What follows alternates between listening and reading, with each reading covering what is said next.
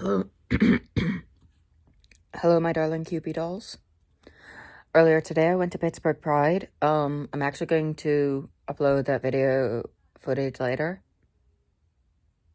I say earlier today as if it's not like the wee hours of Monday morning. It was actually Sunday that I went to Pride, June 1st. It was grand. Oh, golly, it was grand. And there were these protesters with these signs talking about, like, standing right at the entrance with these giant protester signs talking about going to hell and such, and the Bible and such. And I just marched right up to them. I cut through any conversation and argument, getting the attention of everyone. Because, like, there was just this group of queers shouting at them, and they were shouting back something about the Bible, and they were shouting, nowhere in the Bible, and talking about anti-hate sentiments, and the other group, spewing their side, doubling down on religion or whatever. The same argument that's kind of been taking place for quite a long time now. Anyway, so I marched right up to them and I said to the Christians with the signs telling me I'm going to hell, I said, some of us aren't concerned about going to hell. For some of us, it's the goal. I have a job to do. And then, like, that made me sit here and wonder. So I've been sitting here and pondering about that, replaying it in my head.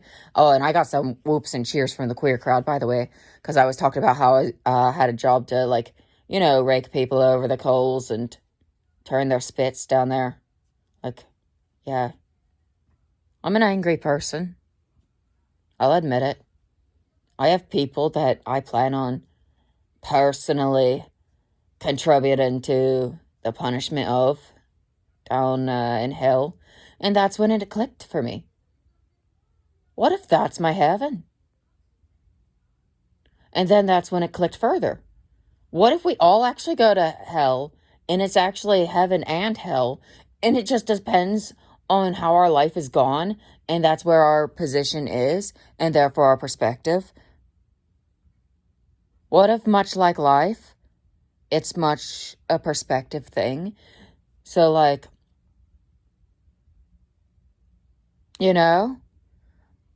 what if it's very much the experience you kind of want to get?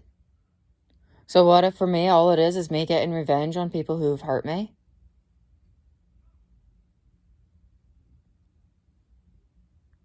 I would not be opposed.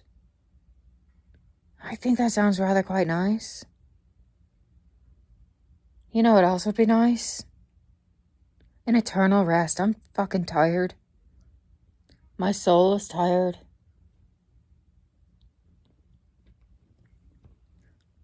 But I don't reckon we get to do that, do we? But anywho. But yeah, that was just like a random thought that occurred to me, and I was like, oh shit, that's a very interesting thought, actually. Because it's like, never thought of it that way.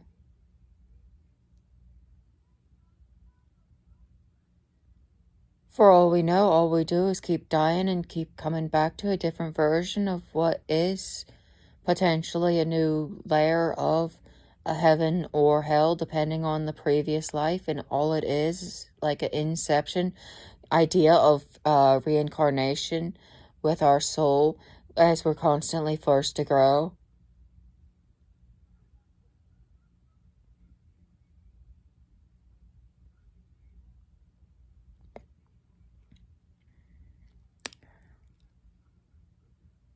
Okay, I think I'm thinking about this a little too much. If it goes any further, I feel like this whole argument will start to run in circles, and it'll start to be like that snake eating its own tail that has the name that I just can't pronounce, and I just can't be bothered to learn how to pronounce it.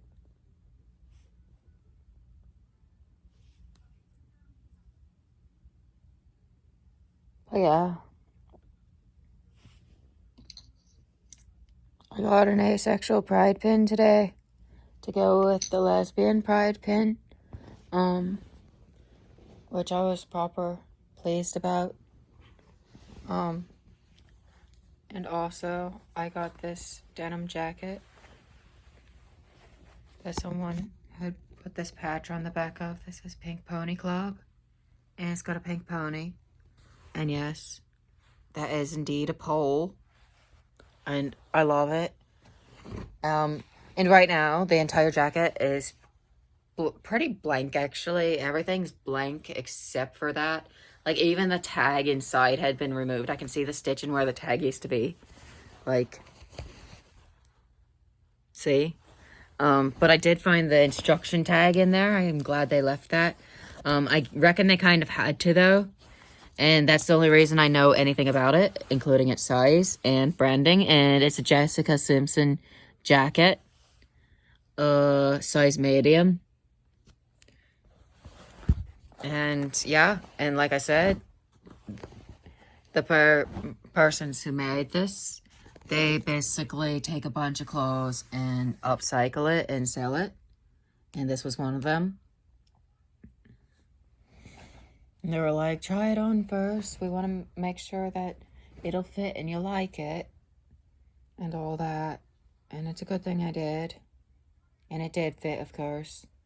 But what I'm doing is I'm doing lots of crochet to add some little customizations. So I'm doing a little, I'm learning a new type of lace trim for this. For this one, I'm learning how to make a shamrock lace trimming or edging. And I'm going to put that along the bottom edge of it. And then I think I'm going to put it around the cuffs on the sleeves as well. And then I'm going to do something else for the collar. I think there are different types of lacy collars, actually. Like different lacy collar patterns. And I think what I'm going to do is something like that. And then I'm going to sew it on. Give it something a little gothic almost. And then I'm going to do the Irish lace. Yeah, don't mind the rubbish bin. I need to crush it down. But I'm going to make Irish lace to make flags. Like tiny flags. And I'm going to put them on here, kind of on the front areas. And then after I'm done doing all of my lacy work, I will then be done putting the pins on and such, and any like patches I plan on doing, because I plan on also crocheting some patches for it, because I do know how to do words and such with patches with crochet. And then there's one I want to do. It's like a Celtic heart. I'm going to figure out how to do it, and I'm going to put it right on the sleeve because it's something I've always wanted to do. To be like, you know, the heart on the sleeve thing. I'm going to put it on the left sleeve because that's my signature thing. It's been my signature thing since I was about 16. Yeah, I think I started that about 16. I started incorporating it properly into my fashion when I was 18, though. That's when I had actual freedom to do so. I could actually alter and, you know, do things with my clothes. And that's when I started customizing my own clothes, when I was 18. Because it's like I had this jacket and I didn't touch it, didn't alter it. I held on to it. I had it the entire year of being 17 years old. It was this black plain denim jacket, and I had thrifted it. I got it for like literally free. I say thrifted. It was literally like not even thrifted, proper charity. You know, and it was my senior year of high school, the summer just before, and I'm sitting there and I'm like, oh, just a few more months and then I can turn this into whatever I want. And I was thinking up all kinds of gothic and punk ideas for it, and it ended up turning into my first crust punk vest. Actually, I ended up cutting off the sleeves, adding a bunch of patches, adding a bunch of flannel to it, just doing a bunch of, you know, homemade, hand painted, very rugged, very, very, just haphazard. And I wore it to my first Pride, which was Pittsburgh Pride, actually. So, yeah, and now here I am picking up a new black denim jacket with the pink Pony Club patch on the back uh, at Pittsburgh Pride. This is my second time going to Pittsburgh Pride, and it has been terrific. As a matter of fact, I don't know, I think I have more fun this time. The shoes I wore this time, though, were terribly uncomfortable. I wore these big stiletto heels because I was trying to look like this gothic baddie. I'm planning on sharing pictures. Don't worry. But yeah, I was looking like super like gothic and cool. But like with the Celtic inspiration, that I like to draw from. And it was genuinely pretty awesome and badass, but God, those shoes hurt my feet so bad.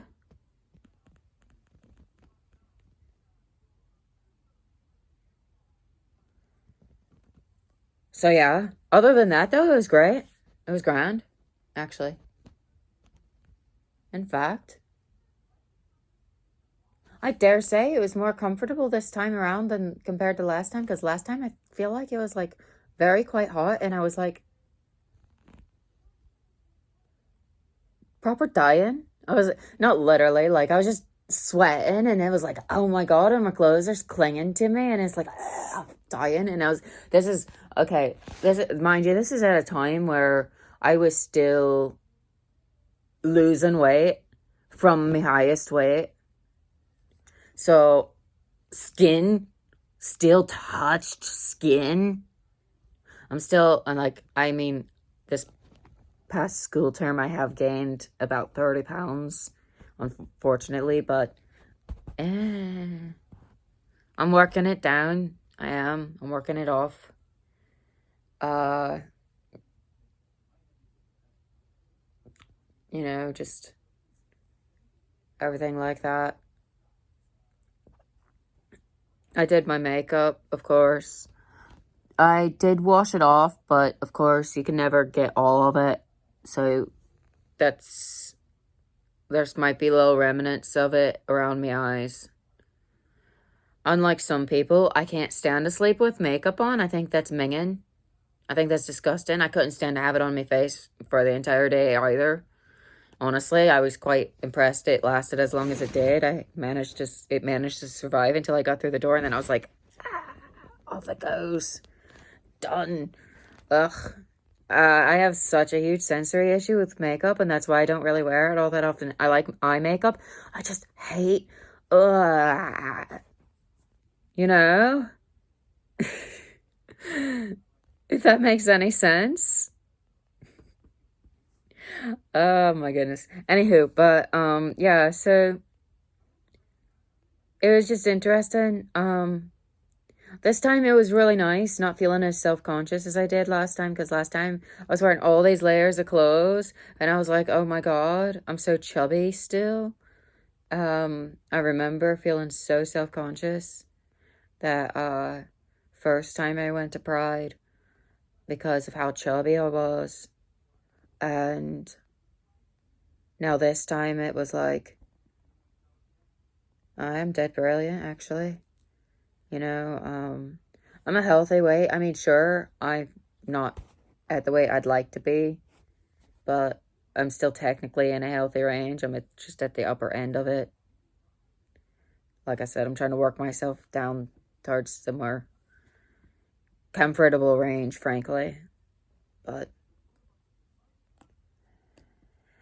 you know how that goes, that freshman weight gain. It's those oatmeal raisin cookies. They get me with the oatmeal raisin cookies. On the bright side, though, I am proper tired of oatmeal raisin cookies. Anyhow, so yeah. But yeah, so I'll be uploading that, so be on the lookout for it. Happy Pride Month, everybody. Do stay safe. I know that right now it's hard to be hopeful, considering they're trying to take, basic rights and protections away from us and everything. And, trying to take away from us, the whole Pride Month thing. But, a lot of us are still holding it though, so that's a positive. It's like most places, most of the bigger places, is still being held, really, if there's like enough of a queer community. So there's at least that. Like Wheeling's gonna have a pride. Pittsburgh had a pride. I'm looking forward to Wheeling Pride. I'm going to it as well. Hopefully either this jacket or the other jacket that I've been working on, which is the white vest that got really dingy because it sat on the floor. I put it through the wash, but it just isn't enough. As a matter of fact, I was going to do the same shamrock trim into it as well, but with the lighter green. The lighter shade of green. And that's actually what this is for. I'm slowly working my way up to making it into a lesbian pride flag to put on the back. But this one's back panel is already taken with the Pink Pony Club, so I don't need to do anything of the sort for this one. But I think I might trim it with some Irish lace, maybe help to reinforce it down some more around the edges. I just get really anxious about that. I just don't trust sewing machines to do as well as hand stitching. I've had sewing machines fail me time and time again, but I have very, very seldom had any of me garments that I've stitched by hand actually fail. The historic garments that I make are my most, like I promise you, my most robust.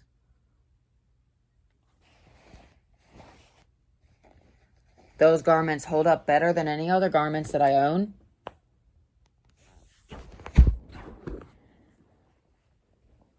They hold up through it all.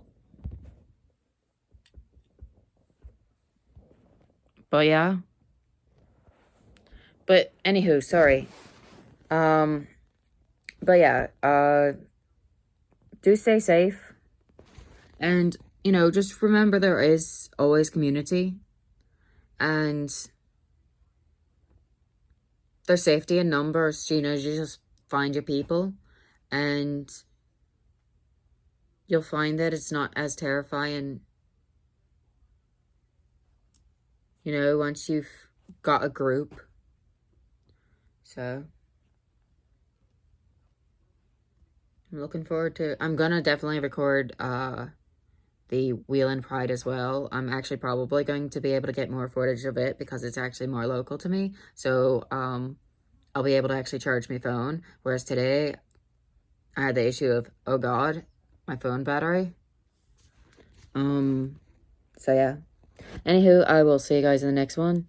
And like I said, keep an eye out. I will be uploading that later. I'm planning on actually doing editing. Probably. But anyway, I'll see you guys in the next one.